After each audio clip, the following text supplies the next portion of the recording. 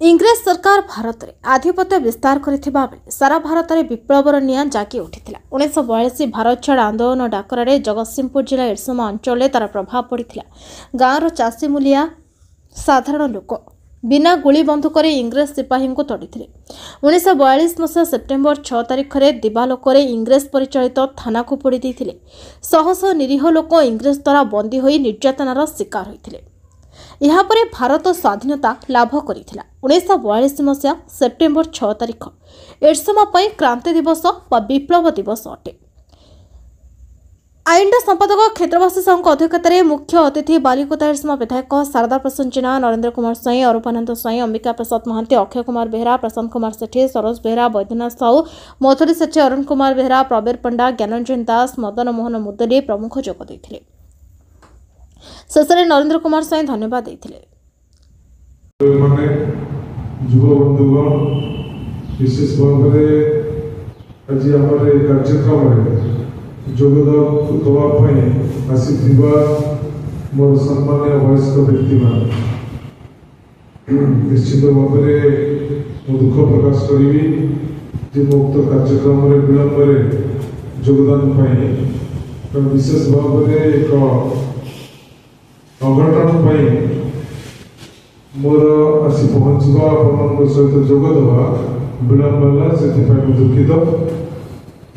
आज जो कार्यक्रम आपण मैंने आयोजन कर मोर सम्मति अच्छी सहयोग अच्छी। विशेष भाव में जो कार्यक्रम एरसमा थाना पोड़ी दिवस जहाँकि एरसमावासी गोटे गर्व। यदि प्रश्न पचरा जाए आम मानक कि भविष्य पीढ़ी की एरसमार माटीर स्वाधीनता संग्राम में योगदान कौन निश्चित भाव में दम्भर गर्वर आपण मान कहे मोर पूर्वपुरुष मैंने इंग्रेज मान विरुद्ध लड़ाई करते लवण सत्याग्रह आंदोलन में जोग देते सक्रिय भूमिका नहीं एपरिकी ब्रिटिश मान थाना को पोड़ी देते त्याग मान धरी होइबे बाहर जेडो वसन मधुर वसन सुनी निज नीति भूलिबो कि चाषी मूल्य खपुरी की चुरी दिल्ली दरबार कहियो तेना आपण मान पाखे कहयो जे आपण माने आपण नीति रे रहिबे ना से मान को नीति जीवे विचार आपण मान को करे मैं एथि को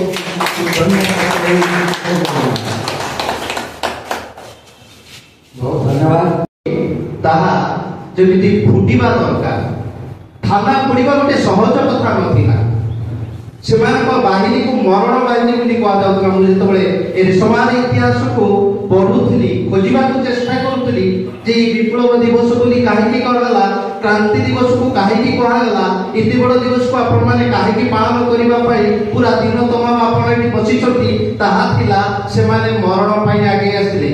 इंग्रेज मानकर थाना को पड़िबा कोनोसी सहज कथा नथिला।